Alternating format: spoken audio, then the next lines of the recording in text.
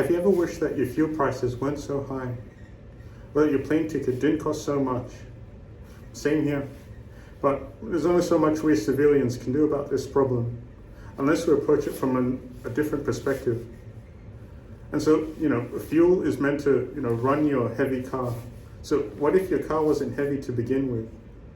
Well, now I get to tell you what this image is doing next to me. What do mugs and engine blocks have in common? Quite a few things, and it's not a joke.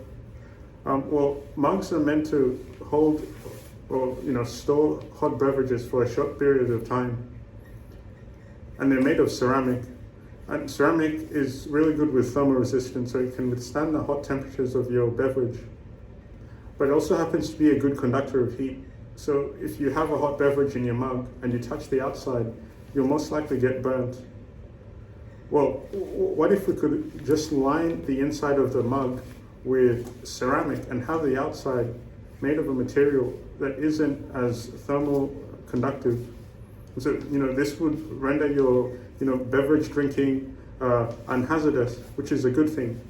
And so it turns out this is how engine blocks are designed as well, except the problem is a lot more severe.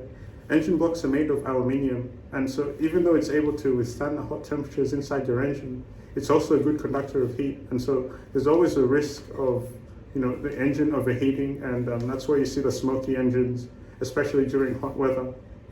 Well, this now brings me to my area of research. Well, I focus on a class of materials where we can modify the materials which exist in nature by making them more suited for their function, and so they'll be able to perform more efficiently, just like the mug analogy. Well, this brings me to our original problem. Turns out that we can get the strongest material in nature called graphene and line it into a strong adhesive called epoxy, and so you have a really strong structure with numerous properties that are very favorable, but also happens to be light.